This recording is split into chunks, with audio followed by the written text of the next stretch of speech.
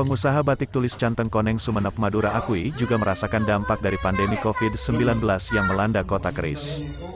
Bahkan, akibat dari pandemi COVID-19 saat itu pengunjung dan pembeli turun drastis hingga 90% lebih dari sebelumnya. Untungnya, usaha batik tulis Canteng Koneng yang berlokasi di Desa Pangarangan, Kecamatan Kota Sumeneb ini tak sampai gulung tikar. Pemilik batik tulis Canteng Koneng, Didik Haryanto saat ditemui tribunmadura.com menuturkan di masa pandemi COVID-19 yang mulai landai ini jumlah permintaan berangsur naik.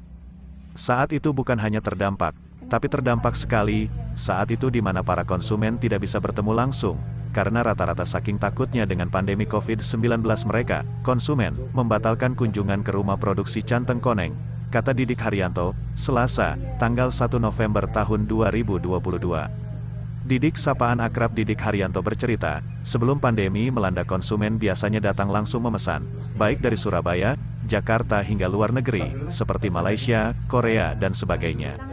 Konsumen kita biasanya datang ke rumah produksi untuk melihat langsung bagaimana batik pesanannya dikerjakan dan disket, sehingga mereka mempunyai kepuasan tersendiri. Berbeda suasananya saat pandemi COVID-19 itu datang dan tidak lagi memesan dan menikmatinya dengan langsung, tuturnya. Saat itu omset kita turunnya drastis, turun omset itu sampai 90% lebih, katanya. Didik kini merasa bersyukur. Usaha batik tulis Canteng Koneng yang dirintis sejak tahun 2012 kini sudah mulai merangkak pulihkan ekonomi bangkir dari pandemi. Alhamdulillah, setelah pandemi ini sudah mulai luar biasa pemesanan.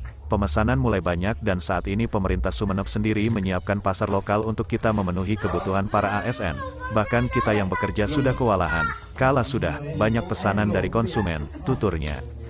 Bahkan dalam satu bulannya omset kita sekarang ini mencapai ratusan juta. Jelasnya, ditanya bagaimana menjaga dan merawatnya hingga tetap bertahan, pihaknya mengaku tidak berhenti untuk terus berinovasi, terus berkreasi, menjaganya kita terus menciptakan ide cemerlang dan kita terus meningkatkan kualitas produksi, juga desain. Selain itu menjaga komunikasi dengan para konsumen, itu saja, katanya. Yang saat pandemi itu pernah tutup atau memberhentikan karyawan nggak?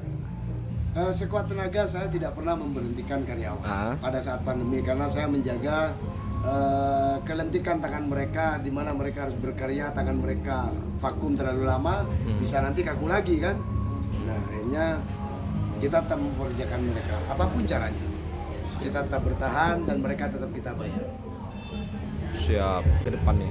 Harapannya ke depan pemerintah juga aktif melalui dinas-dinas terkait bagaimana tetap bisa mempromosikan batik-batik Sumeneb di tingkat nasional, baik di tingkat internasional.